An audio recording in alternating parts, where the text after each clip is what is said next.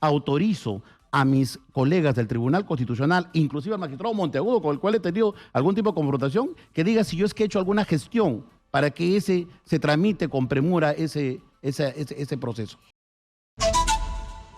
Nosotros vamos a seguir con este tema y otros temas como el indulto de Fujimori y lo que ha dicho ayer Dina Boluarte. Estamos justamente, aquí le doy la bienvenida a estudios al señor Gustavo Gutiérrez Tixe, magistrado del Tribunal Constitucional. Bienvenido, doctor Gutiérrez Tixe. ¿Cómo estás, Karina? Muchas gracias por estar acá. Yo acabo de entrevistar hace unos momentos a Carlos Caro Coria, abogado penalista, y él me decía que toda esta complicación que hay en torno a la fiscal de la Nación, en torno a los miembros del Jurado Nacional de Elecciones, van a terminar definitivamente en el Tribunal Constitucional. ¿Por qué? Porque ayer se ha presentado en los allanamientos a dos supuestos asesores, ¿no? A dos asesores de la fiscal de la Nación, que son Hernán Garrido Leca y José Luis Guayón, un abogado con vínculos fuertes, según la hipótesis fiscal, apristas, y que ellos habrían hecho habrían penetrado la Junta Nacional de Justicia para lograr que Patricia Benavides sea fiscal suprema, y después habrían hecho que ella sea elegida como fiscal de la Nación. Entonces, se presentó un organigrama, se están haciendo allanamientos, pero no se termina de completar este organigrama, allanamientos, investigaciones con los señores de la Junta Nacional de Justicia, con los señores de la Junta de Fiscales Supremos. Y la población no cree en nadie, estamos más divididos que nunca. Es verdad que va a llegar todo esto al Tribunal Constitucional, porque ¿quién debe definir? Se tiran la pelota, nadie cree en nadie. ¿Quién va a definir? Porque hay algunos amparos y elementos como habeas corpus que han interpuesto la Junta, como Patricia Benavides. Bueno, yo más bien diría que deberíamos invocar a la prudencia, a cumplir cabalmente las funciones cada uno de los representantes de los diversos poderes del Estado y evitar este tipo de manoseo indebido, diría yo, a nivel inclusive preliminar, y dejar que todas las instituciones cumplan cabalmente su labor. El Tribunal Constitucional se pronunciará cuando haya alguna demanda o algún recurso de agravio en su momento. Pero yo creo que el gran problema más bien es tratar o exponer este tipo de pesquisas iniciales de una manera ya, yo diría, policíaca, ¿no? Y que hace mucho daño a la institucionalidad del país. En todo caso, invoco prudencia, ¿no? Que las instituciones cumplan su labor. La Fiscalía tiene todas las aptitudes para poder desarrollar las investigaciones, pero eso de exponer a la opinión pública a priori, ¿no? O divulgar, lo único que hace es politizar una investigación, y lamentablemente eso va a generar graves problemas en el futuro. Entonces, creo que más bien hay que dejar que las instituciones, cada una, conforme a sus atribuciones, cumpla su función, y eso es lo que va a permitir salir de todo este tipo de confrontaciones que estamos viviendo en este momento. Cada poder del Estado tiene una función, así como la Fiscalía tiene una función de fiscalizar y perseguir el delito, el Poder Judicial de resolver el tema de la justicia. El Congreso tiene la función de control político. Exitosa. Y la Junta la función de destituir y ratificar jueces. Entonces, los poderes del Estado tienen que funcionar. No pueden dejar de funcionar. Pero ¿qué pasa cuando no funcionan? ¿Qué pasa cuando tenemos un Congreso lleno de niños, mochasueldos? ¿Qué pasa cuando la Junta Nacional de Justicia y la Fiscal de la Nación se enfrentan y parecen que entre ellos tienen venganzas personales? ¿Qué pasa? ¿Quién pone orden? Pero por eso, o sea, podemos calificar peyorativamente a todos, inclusive hasta los magistrados del Tribunal Constitucional, inclusive hasta los periodistas. O sea, técnicamente podemos cuestionar a todos, ¿no? Pero lo que tenemos que hacer, cada uno tiene que cumplir cabalmente su función, no puede dejar de cumplir la función, porque eso es lo que tenemos. O sea, el Parlamento ha sido legítimamente elegido, los jueces han sido legítimamente nombrados. Entonces tenemos representantes que tienen que cumplir su función. Pero los congresistas legítimamente elegidos se pueden torcer. Y así como nosotros... Pero también se somos- pueden torcer los jueces, los fiscales, todos se pueden todos. torcer. Pero nosotros Igual los tienen... periodistas, por decir, podemos fiscalizar. Sí, por y supuesto. por eso es que ponemos al aire cómo mochan los sueldos y todo. ¿Y qué hacemos con los torcidos? Bueno, por eso, fíjese que yo venía precisamente para presentar mi libro que me dijo tu productora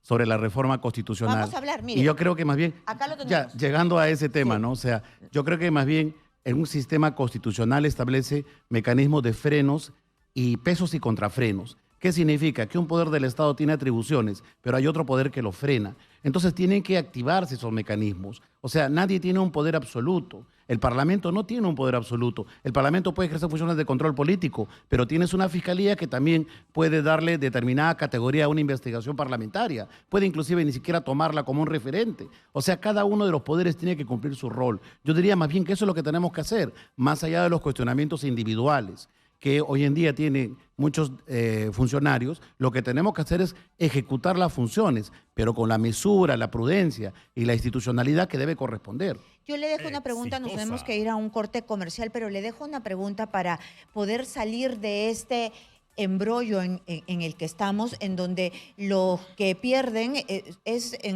en realidad es el país, porque sus instituciones pierden legitimidad, ¿no? Estamos hablando del persecutor del delito, el Ministerio Público, estamos hablando del Congreso, estamos hablando de la Junta Nacional de Justicia. Entonces, hay salidas porque cada uno piensa que tiene la razón. Por supuesto. Hay salidas. ¿Cuál es esa salida que usted ve desde su expertise y desde que escribe un libro que se llama La Reforma Constitucional? Desde su expertise, ¿cuál es la salida? Porque todos dicen que ellos saben, ¿no? Regresamos nosotros rápidamente con Gustavo Gutiérrez Tixe, magistrado del Tribunal Constitucional, para que nos diga qué es lo que se debe hacer, qué salida hay para que se terminen estos jaloneos que existen en este momento en el Ministerio Público, la Junta Nacional de Justicia, mientras que los delincuentes están de vacaciones prácticamente, ¿no? Porque nadie los persigue. Yo creo, Karina, que es un problema estructural.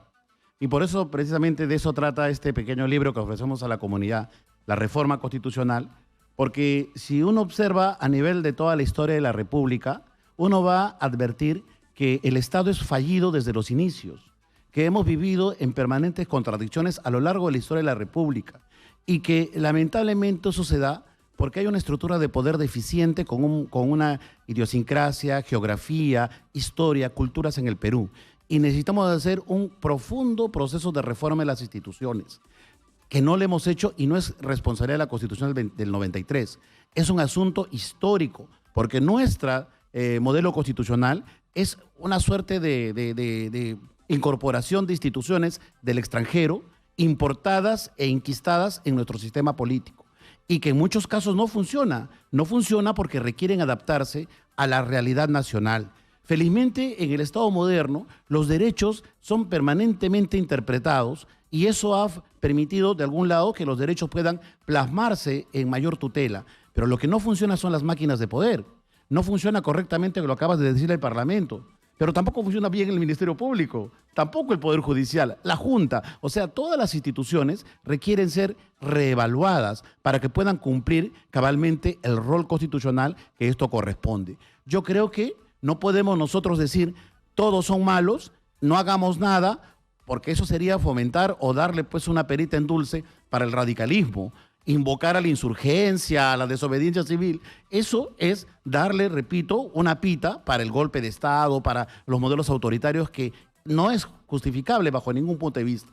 Lo que tenemos que buscar hacer es como los países nos han enseñado, los países más desarrollados nos han enseñado en el derecho comparado. Alemania después de la caída del muro de Berlín, con todo el resentimiento que hubo, o en España después de la caída del franquismo, o en Italia, donde se convocaron a los pactos de la Moncloa, por ejemplo, y donde los sectores de izquierda, de derecha y de centro, las instituciones, se congregaron para poder plantear un conjunto de mejoras y de un plan común para poder construir institucionalidad de estos países. Es lo que tenemos que hacer, a mi criterio, porque tenemos que empezar, más allá de este debate mediático de quién es responsable o no, que las instituciones tienen que trabajar independientemente. El Ministerio Público tendrá que hacer su función, pero no bajo los faroles de la prensa, sino en la reserva que corresponde. El Parlamento tendrá que cumplir su rol, el Tribunal Constitucional, los demás estamentos de poder, pero yo creo que más allá no vamos a salir, porque esto lo vengo escuchando todos los años, todos los gobiernos, el mismo cuestionamiento.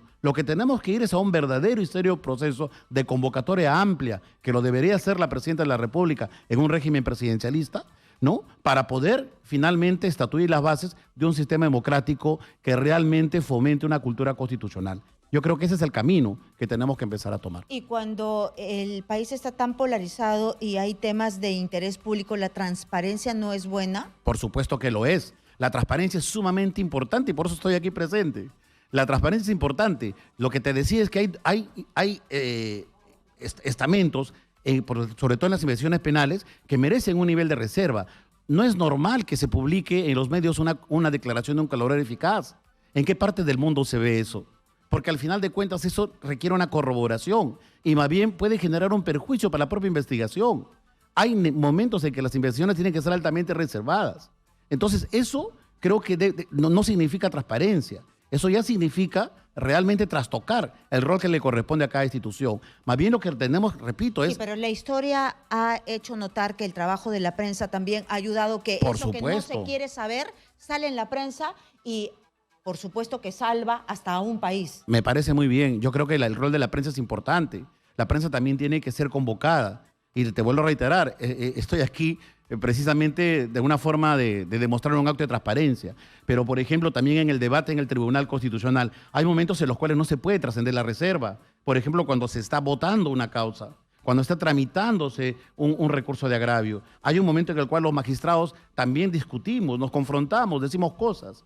Eso todo está ligado a una especial reserva. Evidentemente saldrá una sentencia y una vez que salga la sentencia, pues los magistrados tenemos el deber también de comunicar el sentido de las votaciones. Pero realmente si vamos a empezar nosotros a develar determinados actos que son de libertad o del margen de escrutinio que deben tener, de debate, que deben tener los funcionarios públicos, entonces eso podría generar hasta una distorsión que finalmente delegitima las instituciones. Entonces debo entender que usted me dice, en este momento, nos dice a todos que dejemos trabajar a las instituciones. Ahora, por decir, ponemos el ejemplo de la situación específica de Patricia Benavides, ya está suspendida. Esta suspensión va a seguir sus caminos y los tiempos correspondientes y ahí se va a develar cuál es el sustento y cuando la institución llegue, por decir, al TC, se verá qué se hace. Sí, por supuesto, porque esa es la asignación que la Constitución ha establecido, ¿no? En el sistema, repito, de pesos y contrafrenos, ¿no? O sea, hay un poder de investigación, hay un poder de legislación, hay un poder de designación de funcionarios. Claro, hay un poder sobre todo de definición, en última instancia, como un órgano de cierre del Tribunal Constitucional. El Tribunal Constitucional, claro que tiene un rol fundamental aquí también, y ese rol fundamental debe actuar sobre todo con independencia y con transparencia, que eso es lo que tratamos de buscar hacer. Tenemos que tomar decisiones difíciles, pero lo tenemos que hacer. O sea. Usted ha sido involucrado en toda esta trama por el semanario Hildebrand en sus 13. Su media hermana ha trabajado o está trabajando en el Parlamento. Y voy a leer exactamente lo que dice uno de los periodistas, Bruno Amoretti, dice, ¿no? Como informó Hildebrand en sus 13, Alejandro Muñante había presentado un proyecto de ley por encargo de Jaime Villanueva, el asesor de Patricia Benavides, que tiene todos estos chats expuestos, para que el presidente del TC sea encargado de dirigir la selección de los miembros de la Junta Nacional de Justicia, pero ese no es el único vínculo que tendría Muñante con el TC. En octubre del año pasado, Muñante colocó en la oficina de enlace con el ciudadano que él dirigía a Kenia Cóndor Tixe, su media hermana. Fuentes del TC señalaron a Hildebrand en sus 13 que el magistrado Gutiérrez Usted tenía un llamativo apuro en resolver antes de diciembre la demanda de Benavides contra la Junta Nacional de Justicia. Está involucrado en el tema. Ok, gracias por la pregunta también, que me parece muy importante. Yo también lamento profundamente que muchas veces cuando uno asume estos cargos tenga que involucrarse a los familiares. Pero es verdad. Y déjame terminar porque necesito yo decir. Trabajado mi hermana, aquí. como le debo decir, mi hermana es una especialista en gestión pública con estudios de maestría en gestión pública. Que ha trabajado, sabe usted, no solamente en el Congreso, ha trabajado en el Ministerio Público, ha trabajado en el Poder Judicial. ¿Sabe con quién ingresa a trabajar al Ministerio Público? En la gestión de la fiscal Zoraida Ábalos. Y le quitan la confianza en la gestión de la entonces fiscal de la Nación, Patricia Benavides. La fiscal de la Nación, su gestión, le retira la confianza y mi hermana renuncia a continuar en el Ministerio Público. Mi hermana también ha sido abogada de varias organizaciones electorales porque ha litigado en determinado momento, y una de ellas de Renovación Popular. Antes, años atrás, ha sido asesora en el Congreso. O sea, no es la primera vez que ingresa al Congreso. Entonces, realmente generar la suspicacia de porque mi hermana ingresa a trabajar a determinados sectores por una cuestión de confianza y del desarrollo de su labor, realmente me parece bastante bajo. Y tan es así que mi hermana continúa trabajando y ya no está muñante, continúa trabajando. O sea, realmente me preocupa ese tipo de información. Y luego que digan, por otro lado, que yo he tenido algún apuro en una demanda competencial, que es totalmente falso.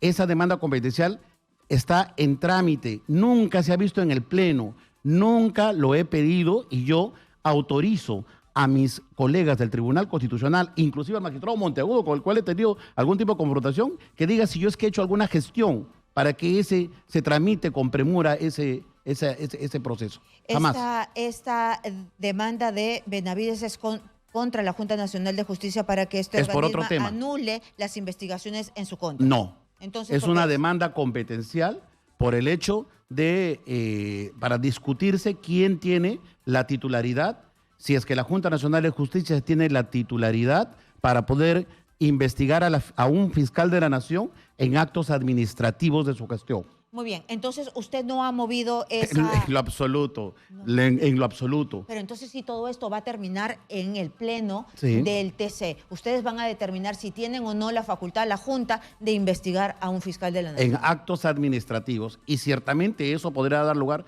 a muchos. Definitivamente en este momento ya no está la fiscal de la Nación y tiene otro apartamiento.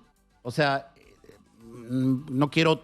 decir algo consolidado al respecto porque en algún momento tendré que tomar una decisión, pero ciertamente estamos hablando no de la fiscal Patricia Benavides, estamos hablando del fiscal de la Nación, sea quien sea. Claro, pero si va es a que tocar sus actos su gestión también. Por eso, pero estamos hablando del fiscal de la Nación, no para reponer a la fiscal, ¿me entiende? Porque eso sería materia de un proceso de amparo, en todo caso, donde se cuestione lo que acaba de ocurrir con la Junta Nacional de Justicia. ¿No Este tiene es otro tema. conocimiento si es que hay un amparo de No parte tengo conocimiento. de Benavides? No tengo conocimiento. En todo caso, en el tribunal entiendo que no hay. Que no existe. Muy bien, pero con este proceso que ha hecho referencia Hildebrand en sus 13, no es para la reposición, es otro proceso. No, muy bien, no es. Entonces, ustedes... Por eso digo, creo que tiene que llamarse también a la prudencia. Entiendo de que los ánimos están caldeados, entiendo de que hay suspicacias por la toma de decisiones en algunos casos, pero tenemos que tomar decisiones porque somos un tribunal y tenemos que enfrentar estos riesgos precisamente porque hay cosas que son bastante polarizadas. Pero también yo quiero que adviertan que ese tribunal en año y medio ha también tomado en cuenta decisiones sumamente importantes en el caso de los trabajadores mineros. Y controversiales. Vamos a hablar de... En el caso de los trabajadores mineros, por ejemplo, en el caso de Punchana, o sea, en el caso del muro de la Molina, el muro denominado Muro de la Vergüenza. ¿Ya lo tumbó? Ya está retirado en su gran parte. En su gran parte, gran porque se ha parte. demorado una vida. Sí, pues, pero eso es importante. O sea, no solamente es un pequeño muro, es un muro mental que divide muchas veces a la población por el tema de la discriminación. De ricos y pobres. El tema Morán. O sea, hemos trabajado en casos importantes y hemos tomado decisiones. Quiero que escuche lo que dijo, por favor, el día de ayer Dina Boluarte sobre el indulto. Escuchemos, por favor. En su oportunidad, cuando el expresidente Kuczynski dio el indulto, ha llegado una medida cautelar a la Corte Interamericana. Ellos han tenido 16 sesiones deliberando esta solicitud y no han concluido en absolutamente nada. Entonces, hay que decirles también que sean céleres en su tratamiento para que nosotros dentro del país podamos también cumplir o en todo caso escuchar a las conclusiones que ellos llegan. Mientras ellos no concluyan, a nosotros como Ejecutivo lo que corresponde es cumplir nuestras normas internas. Y no tenemos ninguna motivación para salirnos de la Corte Interamericana. Muy bien, entonces la Presidenta de la República ha dicho que lo que ustedes han dicho en el Tribunal Constitucional calza totalmente con la independencia del tribunal y que no se van a salir de la Corte Interamericana de Derechos Humanos. Yo creo que como constitucionalista y como magistrado, considero de que debemos continuar en el sistema internacional de derechos humanos. Ha habido un debate muy fuerte en el Tribunal Constitucional es sobre la naturaleza de una sentencia y de una resolución. Nosotros creemos en el tribunal, todos, que las sentencias se cumplen. El debate se ha suscitado sobre si una resolución de supervisión, cuál es su naturaleza jurídica y cuál es su alcance frente a la soberanía de los estados. Ese es un tema que lo vamos a debatir, porque el magistrado Monteagudo ha pedido allí una revisión que se verá en el siguiente pleno que convoque el presidente del tribunal y en su momento nos pronunciaremos oportunamente sobre ese tema. Y también se van a pronunciar ustedes sobre si esta sentencia del indulto alcanza a todos los casos de Alberto Fujimori, porque el abogado estuvo aquí y ayer lo hemos visto litigando en el caso Pativilca, y el abogado Riera estuvo aquí y dijo que el indulto, según su percepción, alcanzaba también al caso Pativilca. Mire, como le digo, yo no me puedo pronunciar al respecto, pero desde mi punto de vista como magistrado le podría decir de lo que yo he leído del pedido de reposición que hemos resuelto. En ningún momento se pide como pretensión el tema del alcance sobre el caso Pativilca. Que en todo caso, para que eso pueda haber un pronunciamiento jurisdiccional, tiene que activarse los mecanismos que el Código Procesal Constitucional establece. Para usted, entonces, está bien lo que está sucediendo. ¿En dónde? En que Fujimori esté en este momento sentado enfrentando este juicio. No es que esté bien o mal, o sea, yo no me puedo pronunciar en este momento porque... Bueno, pero no estaba en el pedido. No está en el pedido, no está en correcto, el pedido. entonces no podemos decir ahí nada por el tamaño. Muy bien, entonces, usted me dijo que había venido a presentar un libro, aquí está el libro, y yo he tomado sus minutos para que me responda sobre coyuntura. Muchas gracias por aceptar las preguntas. Este es el libro, La Reforma Constitucional. Correcto. Como le digo, yo creo que los poderes del Estado no funcionan en el país. Y los poderes del Estado, siguiendo al maestro Gargarella, son como máquinas de poder. Entonces, el gran problema nuestro del sistema constitucional está en el cuarto de máquinas. Es como un avión. Necesitamos tener máquinas de avión para que el país funcione calibradamente. Entonces, este es un pequeño aporte que establece un conjunto de propuestas de reforma de la Constitución. Fíjese un tema nada más que le voy a decir, porque sé que el tiempo apremia. Aquí propongo que la Junta Nacional de Justicia no sea integrada por los representantes de los poderes públicos. Aquí propongo, y este libro salió antes de todo este problema, aquí propongo retornar al anterior Consejo de la Magistratura, donde lamentablemente, porque en la última etapa del Consejo hubo actos de corrupción que generaron una suerte de desacreditación total de la institución, no se puede negar que en sus 15 años de funcionamiento, con Maximiliano Cárdenas, Delgado de la Flor, etcétera, funcionó muy bien el Consejo de la Magistratura. Yo creo que más bien establecer una comisión de dignatarios es politizar el proceso de justicia. Por eso es que propongo la reforma de la Constitución para que la Junta Nacional de Justicias no le integren. Por ejemplo, se está hablando de que lo va a presidir el representante del Tribunal Constitucional. A mi criterio, eso no debería corresponder. Y más bien allí debiera haber una reforma constitucional. Porque el sistema de justicia tiene que ser lo más apolítico posible. Y una fórmula que era interesante, que lamentablemente el régimen de Vizcarra lo cambió, fue la anterior composición. Teníamos que sancionar a los miembros de ese consejo, al señor Águila y a los señores que eran miembros de ese grupo de funcionarios. Pero eso no significaba tener que diluir una institución tan importante que funciona en nuestro país.